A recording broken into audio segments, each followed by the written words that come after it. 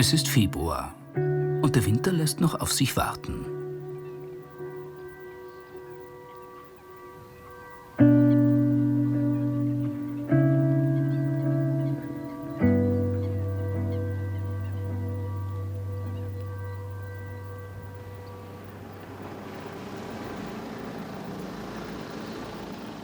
Auch wenn die Karpfen am Grund ruhen, gibt es bei Familie Becher in Muckental bei Tirschenreuth viel zu tun.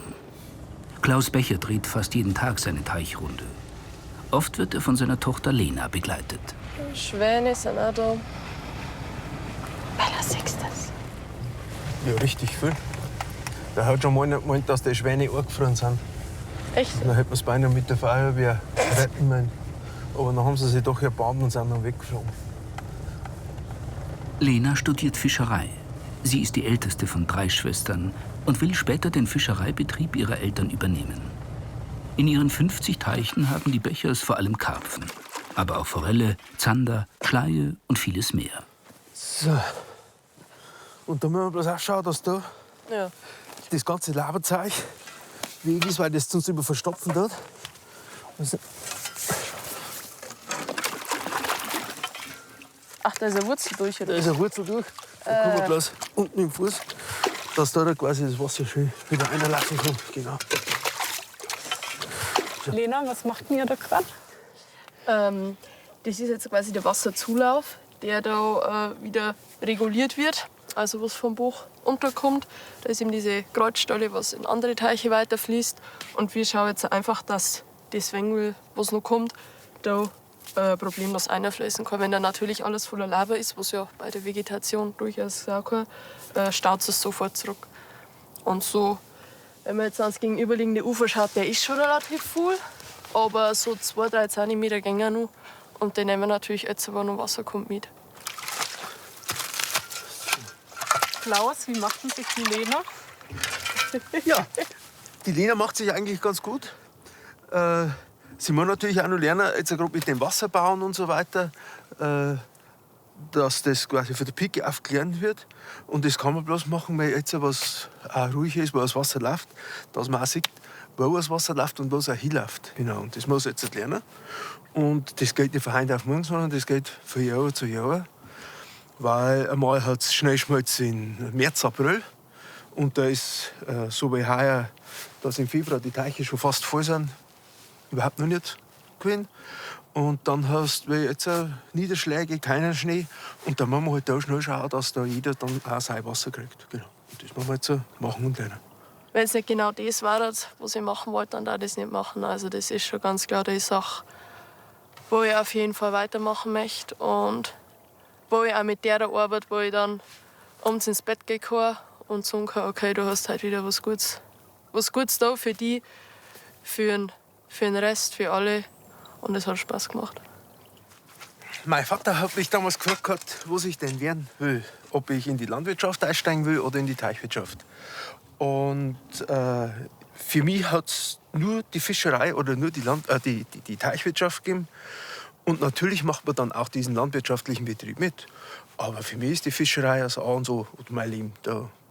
Das ist einfach schön. Ja. Und da kann auch jeder sagen, was will. Das ist, da hat jedes Wetter und jede Jahreszeit ihren Reiz. Und das ist wunderbar. Also ich kann es nicht anders machen.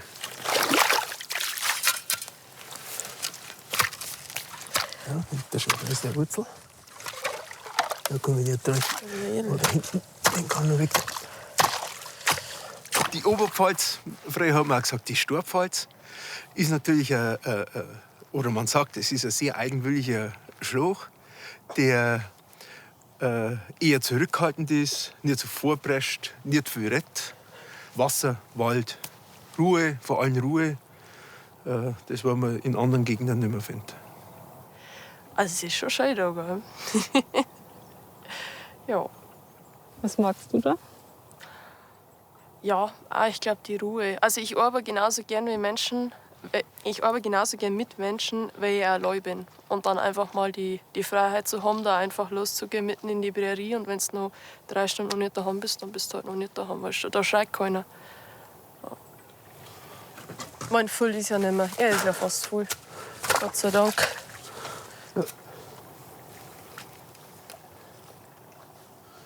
Also jeder Teich schmeckt anders.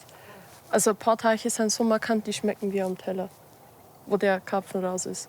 Die haben auch eine andere Filetfarbe, einfach weil der mineralische Konsistenz anders ist und sich die Stoffe dann, bestimmte Farbstoffe sich im Teich befinden, die sich ins Filet übertragen. Also total faszinierend. Und das schmeckst du? Das schmeckt Das man schmeckt raus. jeder. Also Wieler Fisch schmeckt man raus. Der große Teich, wo wir waren, den Teich, den schmeckt man.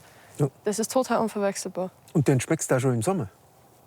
Also, wenn wir jetzt im Sommer, wir gehen ja auch in unsere Teiche baden, ist ja nicht so, dass wir bloß arbeiten, sondern wir gehen auch baden. Wir haben auch unsere Kajaks drunten liegen auf unsere Teiche. Und wenn man jetzt zum Beispiel im Wielerboden geht, der hat einen ganz anderen Geschmack, weil der direkt oberhalb liegende große Kolorteich, der auch 5 Hektar hat, von der Fläche her und vom Wasser eigentlich nichts anderes ist. Aber der schmeckt ganz anders. Das ist ein ganz anderer Fisch. Ja, schon, dass nicht mehr Eis auf die Teich drüber ist. Ja. Das Zauber hätte richtig roh.